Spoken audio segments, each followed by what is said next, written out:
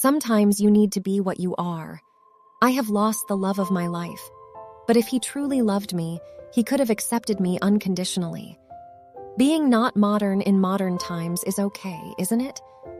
As a young girl growing up, I always had a fascination with old-fashioned art and moral values.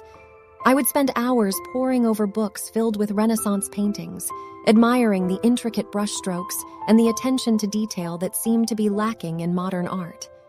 I would immerse myself in the world of Jane Austen, longing for a time when gentlemen were indeed gentlemen and women were honestly ladies.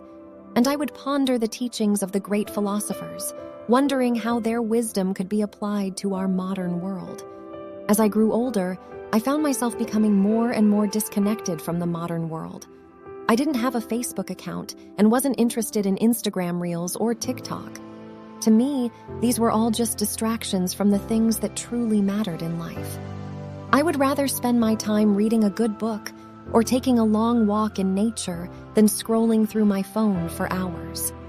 Unfortunately, my views towards the modern world could have made me more popular among my peers.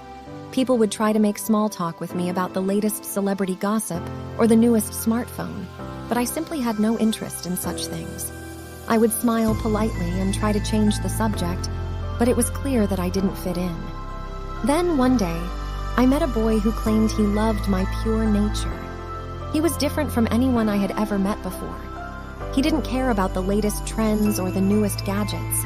Instead, he was interested in the same things I was: old-fashioned art and moral values. We would spend hours discussing the works of Shakespeare and Da Vinci, debating the merits of various philosophical schools of thought. And when we weren't talking, we would take long walks in the countryside, admiring the beauty of nature and the simple pleasures of life. I found myself falling in love with him, believing that he was the perfect partner for me. He seemed to understand me like no one else ever had, but as time passed, I began to sense his growing frustration. He sometimes made snide remarks about my views towards modern technology, and I could tell he didn't share my passion for the old-fashioned things that I loved. One day, he finally broke up with me. He told me he was fed up with my views and ancient thoughts. He said he wanted someone who was more in touch with the modern world and could appreciate the latest trends and technologies. I was devastated. For the first time in my life, I felt truly alone. I began to wonder if I was the odd one out, if I was the one who was out of touch with the modern world. Maybe I needed to change myself to fit in and be like everyone else. But then I remembered everything that had drawn me to my old-fashioned ways in the first place. I remembered the beauty of Renaissance art and the wisdom of the great philosophers. I remembered the simple pleasures of nature and the joy of spending time with someone who truly understood me. And I realized that I didn't want to change myself after all. I wanted to be true to myself and embrace the things that mattered to me. If that meant being slightly different, then so be it. At least I would be true to myself, and that was worth more than anything else.